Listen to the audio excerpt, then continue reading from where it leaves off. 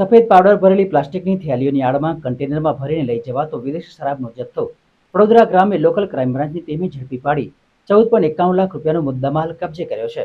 વડોદરા શહેર જિલ્લા local crime બ્રાન્ચની ટીમ મંજુસર પોલીસ સ્ટેશન હદ વિસ્તારમાં પેટ્રોલિંગ કરી રહી હતી। આ દરમિયાન ચોક્કસ માહિતી મળી હતી કે એક અશોક લેલન કન્ટેનરમાં ભારતીય બનાવટનો વિદેશી શરાબનો જથ્થો ભરીને ગોધરાથી વડોદરા થઈ અમદાવાદ તરફ જવાનો છે।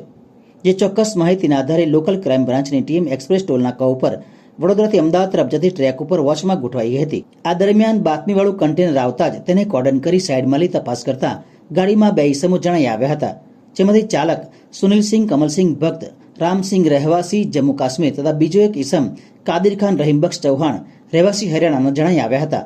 જ્યારે બંધ બોડી અશોક લેલન કન્ટેનર ગાડીમાં ભરેલ માલ બાબતે પૂછતા તેઓ ગલ્લાતલ્લા કરવા લાગ્યા હતા, જેથી દરવાજો ખોલી તપાસ કરતા સફેદ પાવડર ભરેલ પ્લાસ્ટિકની થેલીઓની આડમાં ભારતીય બનાવટનો વિદેશી શરાબની બિયરની પેટીઓ મળી આવી હતી।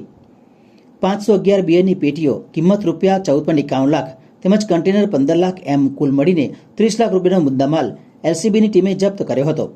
જ્યારે પકડાયેલા બંને ઇસમોને આ ભારતીય બનાવટનો વિદેશી શરાબનો જથ્થો કોની પાસેથી ક્યાંથી ભરેલા આવ્યા છે અને કોને કઈ જગ્યાએ આપવાનો હતો તે બાબતે સઘન પૂછપરછ કરતા તોફિક ખાન રહીમબક્ષ ચૌહાણ રહેવાસી હરિયાણાએ હોટલ રોડ પર આવેલ સરપંચ ધાબા ઉપર અશોક લેલન કન્ટેનર ગાડીમાં માલ ભરીને ઉભેલ હતી અને ત્યાંથી લઈને ગુજરાતના મોરબી ખાતે પહોંચીને ફોન કરવા જણાવ્યું હતું।